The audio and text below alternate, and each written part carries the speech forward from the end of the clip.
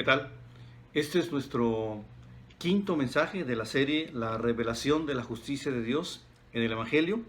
Vamos a la mitad y voy a empezar este estudio comentando que en el mundo educativo, laboral, deportivo, en el mundo de la investigación se pone muy en alto el esfuerzo humano, se realza cuando se alcanzan logros como un descubrimiento, por ejemplo, un título profesional, alcanzas un trofeo como pues los artistas, los que levantan su trofeo.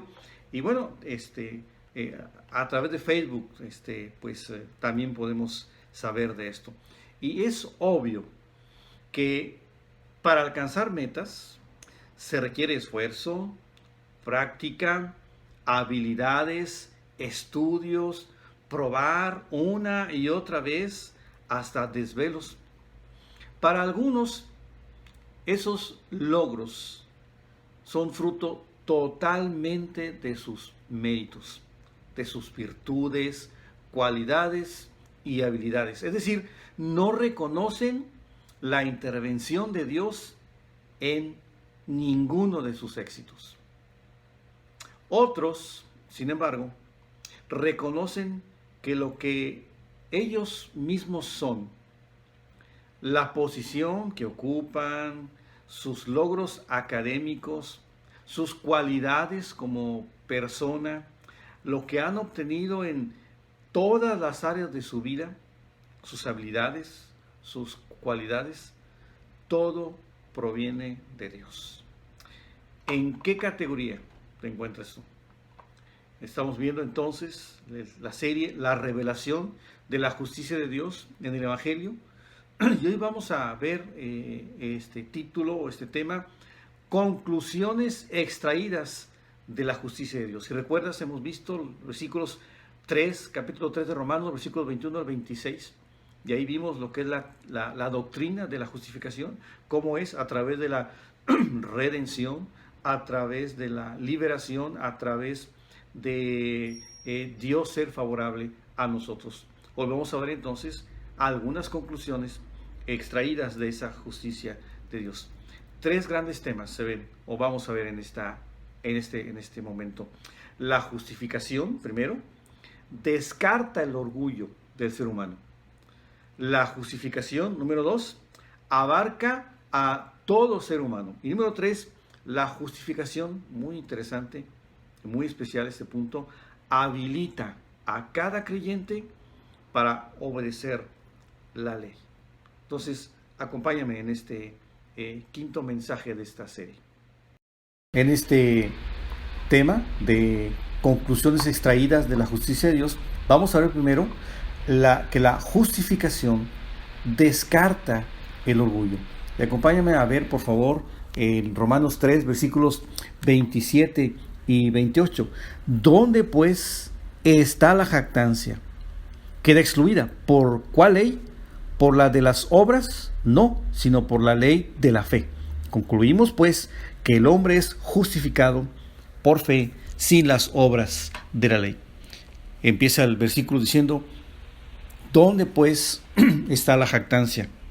La primera pregunta, ¿podemos sentirnos orgullosos de haber hecho algo para que Dios nos acepte? Después de ver esos versículos anteriores del 21 al 26, donde se explica cómo Dios, a través de un sacrificio, a través de la ofrenda en la persona del Señor Jesucristo, aún así, y solamente a aceptar ese sacrificio por fe, ¿podemos sentirnos orgullosos de haber hecho algo para que Dios nos acepta? De ninguna manera. La respuesta es muy categórica. El orgullo, la jactancia, el envanecimiento queda fuera. La justificación por fe quita toda jactancia, todo orgullo de la salvación a través de nosotros mismos, sino que es a través de la fe. Otra traducción diría, ¿dónde queda el orgullo del hombre ante Dios? Pues simplemente queda fuera. Vamos a ver algunos aspectos en cuanto al orgullo, a la jactancia. Tiene que ver, dice la Real Academia Española, con una alabanza propia, pero desordenada y presuntuosa. Y yo te voy a pedir que nos acompañes al libro de Jeremías en el Antiguo Testamento, el capítulo 48, versículos 29 y 30. Si me acompañas, por favor. Jeremías 48, 29 y 30, dice el 29. Hemos oído la soberbia de Moab. Y fíjate los calificativos o los sinónimos de una jactancia, que es muy soberbio este pueblo. Arrogante, orgulloso, altivo y altanero de corazón. Yo conozco, dice Dios, su cólera, pero no tendrá efecto. Sus jactancias no le aprovecharán. Estoy leyendo la versión 60. En cuanto a los aspectos de esta vida, orgullosos, con jactancia, nos envanecemos de haber conseguido algunas cosas en nuestra vida y no dejamos lugar a Dios. Mira lo que dice el libro de Jueces, capítulo 7, el versículo 2. Jueces, capítulo 7, versículo 2. Voy a leer de la Biblia de las Américas. Y el Señor dijo a Gedeón, uno de los jueces, uno de los líderes de aquel momento: el pueblo que está contigo es demasiado numeroso para que yo entregue a Madián en sus manos. Está diciendo que el pueblo que iba con él a guerrear contra este pueblo de Madián eran muchos. Ahora, fíjate el objetivo: no sea que Israel se vuelva orgulloso diciendo, mi propia fortaleza me ha librado. Lo que está diciendo Dios es que va a reducir a 300 personas para luchar contra un pueblo muy grande. ¿Para qué? Para que la gloria sea para Dios y no como parte de nuestros esfuerzos, y que eso en un momento dado nos enorgullezca o nos envanezca. Para ponerlo en otro contexto, ¿por qué Dios no le gusta que use mis propios recursos para llegar al cielo? O diríamos, poniéndolo en ese aspecto de este contexto de Romanos, ¿por qué no puedo ganarme la salvación por mis propios esfuerzos o ser justificado por mis obras?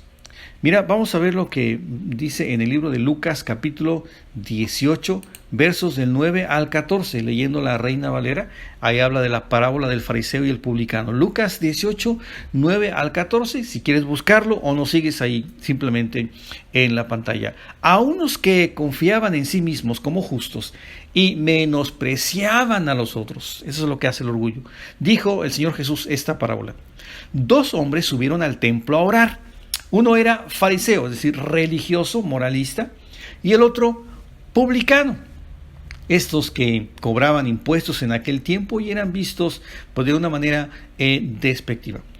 El fariseo, puesto en pie, oraba consigo mismo de esta manera: Dios, te doy gracias porque no soy como los otros hombres, ladrones, injustos, adúlteros, ni aún como este publicano. ¿Te fijas el tono despectivo? Versículo 12, ayuno 2 veces a la semana, doy diezmos de todo lo que gano. Es decir, enorgulleciéndose, jactándose de las cosas que hacía, más de lo que él era.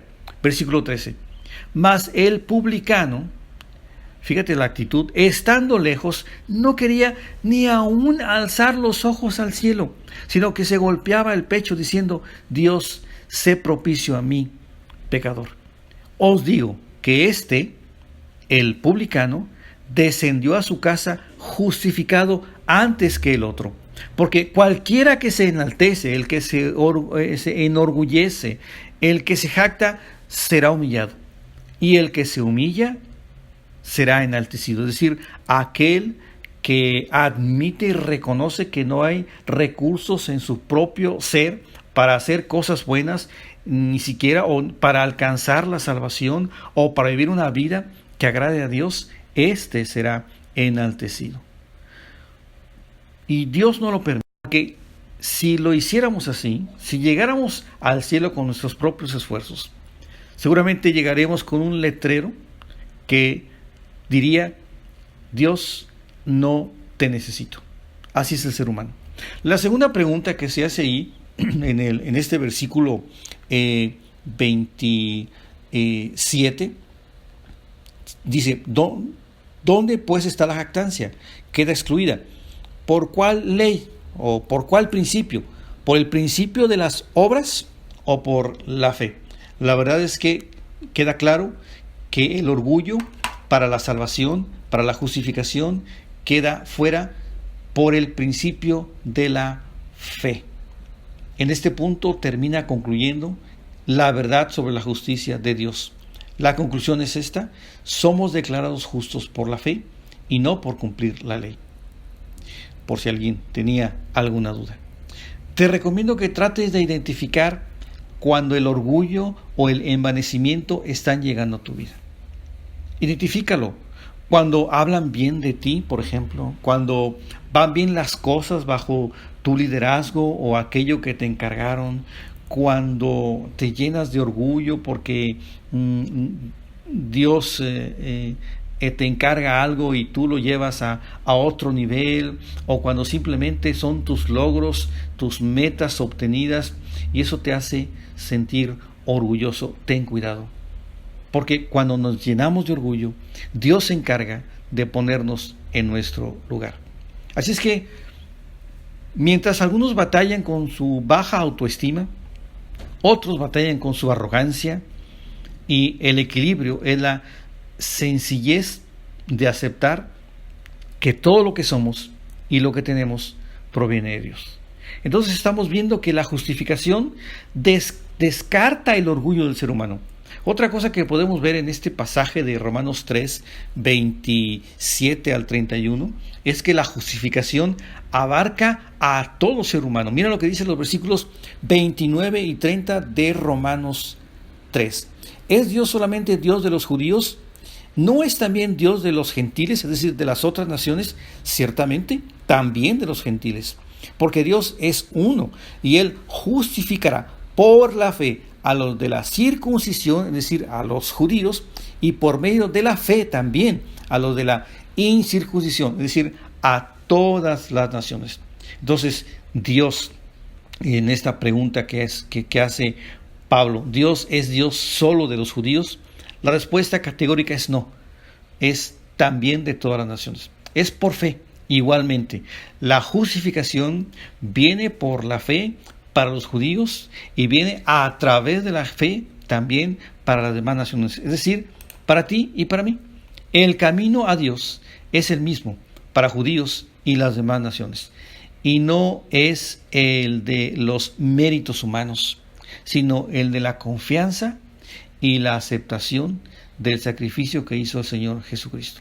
Entonces, fe es el camino para los dos pueblos. Así es que no te sientas aislado, no te sientas discriminado en el sentido de que no eres de ese pueblo de Dios, de los judíos. No, ahora por la justicia de Cristo nos alcanza a todos nosotros. Hemos visto que la justificación descarta el orgullo del ser humano. También hemos visto, acabamos de ver, que la justificación abarca a todo ser humano. Y vamos a ver ese tercer punto muy interesante, que la justificación habilita a cada creyente para obedecer. ¿Recuerdas que en un bosquejo anterior habíamos visto que a través de la ley eso nos inhabilita para cumplir los deseos de Dios, para agradarle a Dios? Bueno, mira lo que dice el versículo 31. Luego, por la fe invalidamos la ley en ninguna manera, sino que confirmamos la ley. Cuarta pregunta, por el principio de la fe, ¿invalidamos la ley? La respuesta es no. Confirmamos la ley, es decir, nos da la capacidad para obedecer la ley. No en el sentido de ser perfectos, sino en el sentido de que cumplimos verdaderamente la ley cuando tenemos fe. Así la confirmamos. ¿Cómo confirmamos la ley? Bueno, uno de esos aspectos es que al cumplir el propósito original de la ley. ¿En qué consiste el propósito original de la ley? Bueno, en mostrar la incapacidad absoluta del ser humano, de ti, de mí, para obedecer sus demandas, las demandas justas de Dios. Y cumple este propósito cuando aceptamos eso y como reconocimiento de no poder cumplir la ley, nos dirigimos a una salida. Esa salida es el Señor Jesucristo. Mira lo que dice Gálatas 3:24. Voy a leer la Biblia de las Américas, la versión. Dice Gálatas 3:24. De manera que la ley ha venido a ser nuestro ayo, es decir, nuestro tutor, ese maestro de niños. Mira lo que sigue diciendo, para conducirnos, señala esto, para conducirnos a Cristo, a fin de que seamos justificados por la fe. ¿Te das cuenta que de esa manera confirmamos que la ley es buena, la ley es perfecta, porque cumple un propósito? ¿Cuál es ese propósito? Que nosotros podamos reconocer que no podemos obedecer sus demandas y de esta manera nos dirige hacia Cristo. Otro aspecto en que confirmamos la ley es al dar a los creyentes la capacidad de obedecerla. Nos habilita, amigos, hermanos, para obedecer. Y este principio es algo bien especial, porque ¿cuántas veces hemos fallado a Dios una y otra vez por el envanecimiento de querer hacer las cosas correctamente con nuestras propias fuerzas, con nuestros propios esfuerzos? Lo que tenemos que hacer es reconocer que solamente a través de Dios y a través de las herramientas, como dijimos anteriormente, y sus recursos, como el Espíritu de Dios, nos da ese poder, nos habilita para cumplir las cosas que agradan a Dios, no por temor a una ley, sino por el hecho de amar a Dios. Cuando amamos a Dios y tenemos ese poder de Dios, vamos a cumplir lo que a Él le agrada. Miren lo que dice Romanos capítulo 8, versículos 3 y 4. La versión Reina Valera actualizada de 2015 es la que voy a leer. Romanos 8, versículo 3. Porque Dios hizo lo que era imposible para la ley, ¿te fijas? Por cuanto ella era débil por la carne. Es decir, habiendo enviado a su propio Hijo en semejanza de carne de pecado, y a causa del pecado, condenó al pecado en la carne, para que la justa exigencia de la ley fuese cumplida en nosotros. ¿Cómo cumplimos? ¿Obedecemos la ley? ¿Cómo nos habilitamos? Dice, nosotros que no andamos conforme a la carne, sino conforme al Espíritu, siendo guiados por el Espíritu. El resultado del Espíritu será amor, gozo, paz, paciencia, benignidad, bondad, fe, mansedumbre, lo que dice ahí en Gálatas.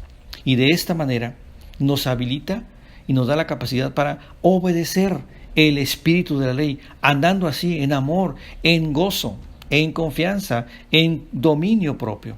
Mira lo que dice también Colosenses capítulo 2 y el versículo 6, para que quede confirmado que esto, el andar en el Señor, el andar una vida diaria, el tratar de obedecer la ley, no tiene que ver con recursos meramente humanos. No es por nuestro mérito, para que no nos envanezcamos ni nos orgullezcamos de eso, sino que también, así como en la justificación, así como en el perdón de nuestros pecados, así también en nuestro diario vivir, podamos entender y reconocer que dependemos totalmente de Dios. Colosenses 2:6 dice, la misma versión Reina Valera actualizada: por tanto, de la manera que han recibido a Cristo Jesús el Señor, así anden en Él.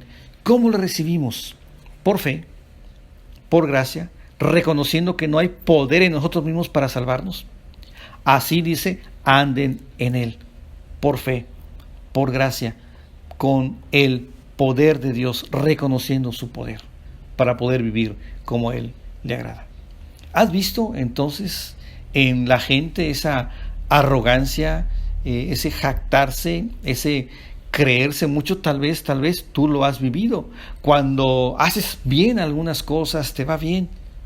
Y no has también probado que cuando te pasa eso, Dios te pone en tu lugar. Algunos se sienten orgullosos de algunas cosas en su vida, de su ciudad, de su iglesia a veces, de su equipo de fútbol, de su personalidad. Hay algunos otros que se jactan de su religiosidad, de su forma de ser, de su liderazgo, de su forma de hablar en público, de cuántos seguidores tienes en Facebook o en YouTube. ¿De qué te jactas tú? Entonces, pues no te jactes, no te enorgullezcas de tus logros. Reconoce que tus habilidades, tus logros, tus metas logradas provienen de Dios. Déjame contarte una anécdota para terminar. Se llama esta anécdota Mecánico del Alma. Y dice que una vez iba un hombre en su auto por una larga y muy solitaria carretera, cuando de pronto su auto comenzó a detenerse hasta quedar estático. El hombre bajó, lo revisó, trató de averiguar qué era lo que tenía. Pensaba que pronto podría encontrar el desperfecto que tenía su auto, pues hacía muchos años que lo conducía. Sin embargo, después de mucho rato se dio cuenta de que no encontraba la falla del motor. En ese momento apareció otro auto, del cual bajó un señor para ofrecerle ayuda. El dueño del primer auto dijo: mira, este es mi auto de toda la vida. Lo conozco como la palma de mi mano. No creo que tú, sin ser el dueño, puedas o sepas hacer algo. El otro hombre insistió con una cierta sonrisa hasta que finalmente el primer hombre dijo: está bien, haz el intento, pero no creo que puedas, pues ese es mi auto, como enorgulleciéndose de sus habilidades. El segundo hombre echó mano a la obra y en pocos minutos encontró el daño que tenía el auto y lo pudo arrancar. El primer hombre quedó atónito y preguntó: ¿cómo pudiste arreglar el fallo si es mi auto? El segundo hombre contestó: verás, mi nombre es Félix Wankel, no sé si lo pronuncio bien. Yo inventé, dice él, el motor rotativo que usa tu auto. Y la conclusión, la moraleja es: ¿cuántas veces decimos, esta es mi vida, este es mi destino, esta es mi casa? Déjenme a mí, solo yo puedo resolver el problema. Al enfrentarnos a los problemas y a los difíciles, a los días difíciles, creemos que nadie nos podrá ayudar. Somos muy orgullosos. Pues esta es mi vida. Pero te voy a hacer una pregunta. ¿Quién hizo la vida? ¿Quién hizo el tiempo? ¿Quién creó la familia? ¿Quién la diseñó? Solo aquel que es el autor de la vida y el amor puede ayudarte cuando te quedes tirado o atorado en la carretera de la vida. Te doy sus datos, sigue diciendo la anécdota, por si alguna vez necesitas un buen mecánico. El nombre del mecánico del alma es Dios. Dirección: el cielo. El horario: 24 horas al día, los 365 días del año, por toda la eternidad. Garantía: por todos los siglos. El respaldo, como una garantía, es eterno, es eterna. Y teléfono no tiene, pero basta con que pienses en él con fe. Además de que esa línea nunca está ocupada. Entonces, para terminar, te dejo dos retos muy sencillos. Espero que sean claros. El primero tiene que ver con dejar a un lado tu orgullo y reconocer que no puedes hacer nada por tus propios esfuerzos o méritos para ganar o alcanzar la salvación. Acuérdate del pasaje anterior que hemos estudiado. Cristo ya lo hizo todo. Y es real. Cuando en la cruz Él dijo: consumado es. Todo el plan para la salvación del ser humano está terminado. Terminó allí en la cruz. Ahora lo único que tienes que hacer es reconocer tu pecado y aceptar al Señor Jesucristo como el Salvador de tu vida. No es a través entonces de rituales, buenas obras, buenas tradiciones o ceremonias. Es a través de la fe. Y se ha concluido así. El segundo reto para ti, que a lo mejor ya eres creyente, tiene que ver con tu andar de día en día. No podemos agradar a Dios con nuestras propias fuerzas. Es el mismo principio. Mejor aprende a depender del Espíritu de Dios para caminar de su mano. Ese es el reto y esa es la invitación para ti. Nos vemos entonces, síguenos con esta serie en la siguiente semana. Que Dios te bendiga. Hasta luego.